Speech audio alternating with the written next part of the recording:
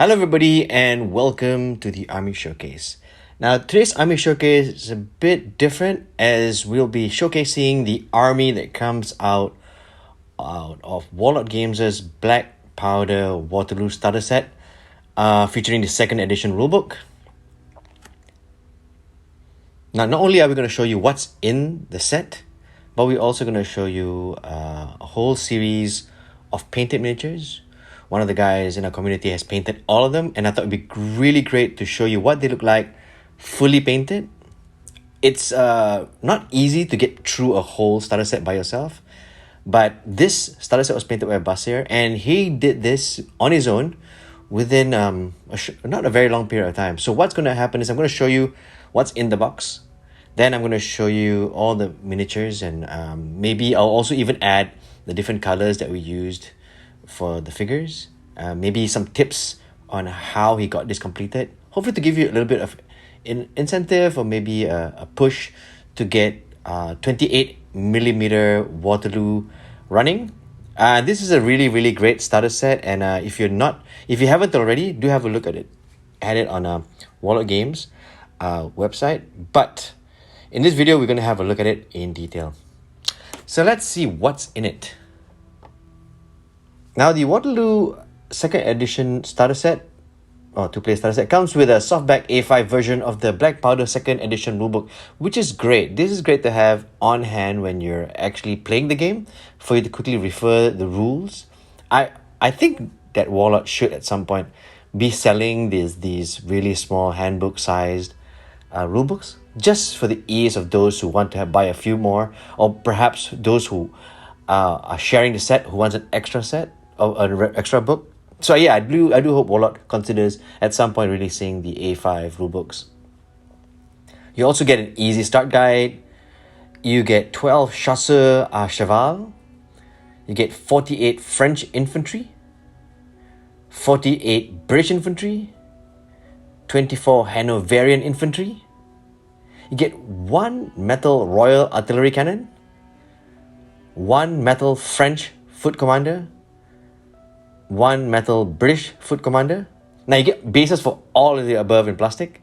You get 6 D6s, and you get the card play sheets and casualty markers, which actually is kind of interesting because the casualty marker actually comes on the side of the box, which I think is brilliant. It's a brilliant bit of packaging. The folks who designed this set actually, well, I think they did the best they could with what they've got. Now, as I said earlier, this miniature set was painted by Basir.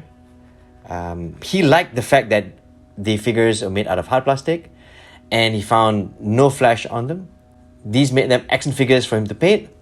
The metal figures for officers were also great, but he prefers the plastics that came with the box. Now, the process of painting was done by alternating bases. So he began with the British infantry, and then the Hanoverian infantry, then lastly the French, until all the sprues on the frame have been based and painted. The completely painted figures can be left as it is if wanted, he says, and he says it will look fine. But, well, for him, this is where he claims there is the magic ingredient that he likes to apply. So he mixes together strong tone and quick shade wash mixing medium in equal proportions, enough to cover the whole figure, and let it dry for a few hours. To him, when the figures are dry, there's a beautiful shaded tone to it. The figures base 4 figures to a base. Volio's brown earth gel was used to cover the bases, and when dry, he flocked it.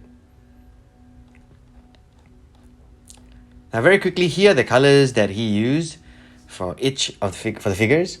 For the British infantry, the tunic, he used dragon red. For the trousers, uniform grey. For the shoes, he used black. The buckle on the chest, gritty gold. The belt on the chest, he used white. The rifle, he used fur brown, and the metal parts, he used black and gunmetal for the metal parts of the gun. The hat was black, or the shako was black. The water canteen, he would use electric blue facial hair used oak brown and some black alternating. The backpack was painted with black and white stripes, with white stripes. The blankets were done with ash grey. The bag was done with white. The bullet pouch, black. The bayonet scabbard, black with gold tipped finishings. And the faces and the hands were done with tan flash. The Hanoverian infantry were practically almost the same as the British, except that the tunic was painted pure red.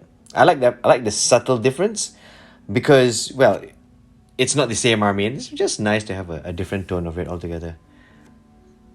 The French infantry was painted, the tunic for the French infantry was painted with monster brown, desert yellow, uniform grey, and ash grey. The trousers were painted with white and deep blue. The shoes were painted black. The buckle on the chest, greedy gold. The rifle, leather brown, and gunmetal for the metal parts.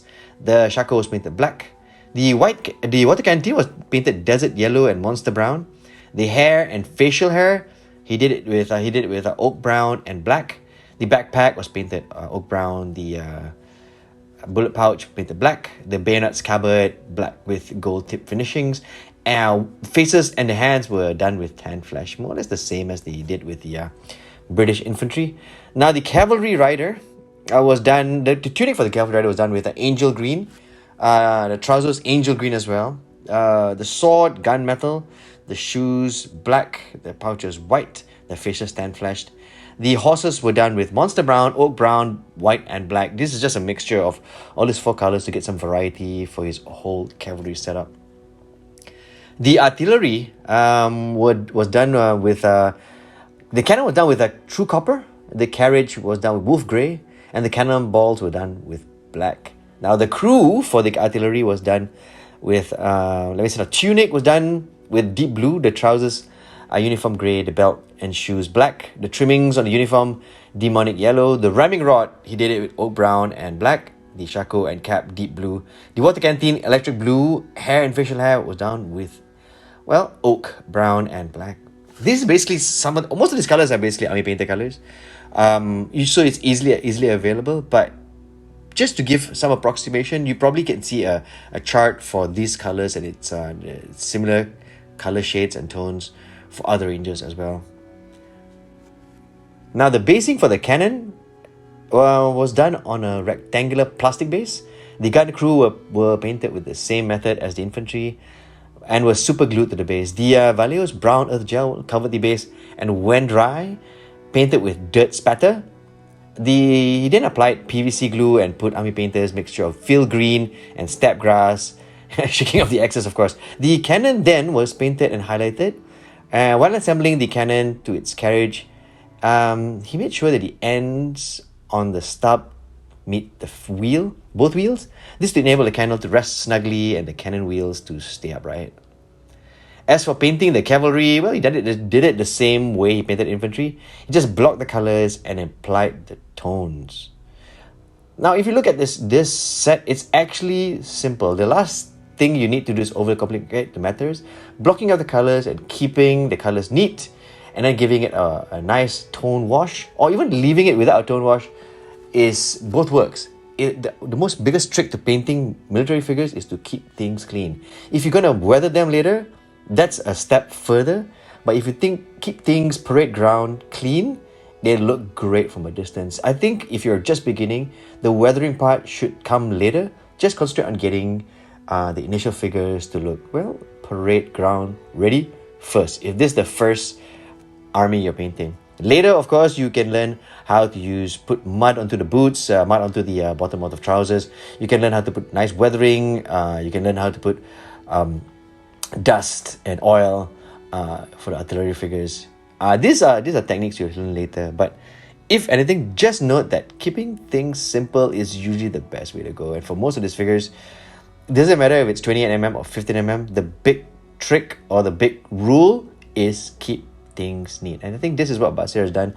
He's kept things neat. And I think the other thing that I can take away from this showcase is the fact that he was patient. He knew what he wanted to do. He had a basic plan, and alternating between different armies helped because it it broke the monotony of just painting one particular figure. So doing one base of each type of infantry and each type of base in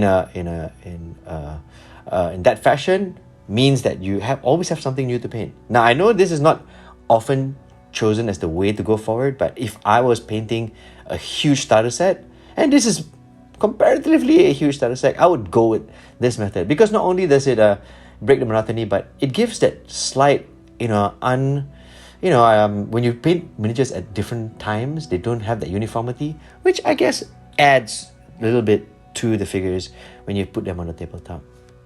These figures are great. I put them on the table to just have a look, see what they look like. It's a great starter set.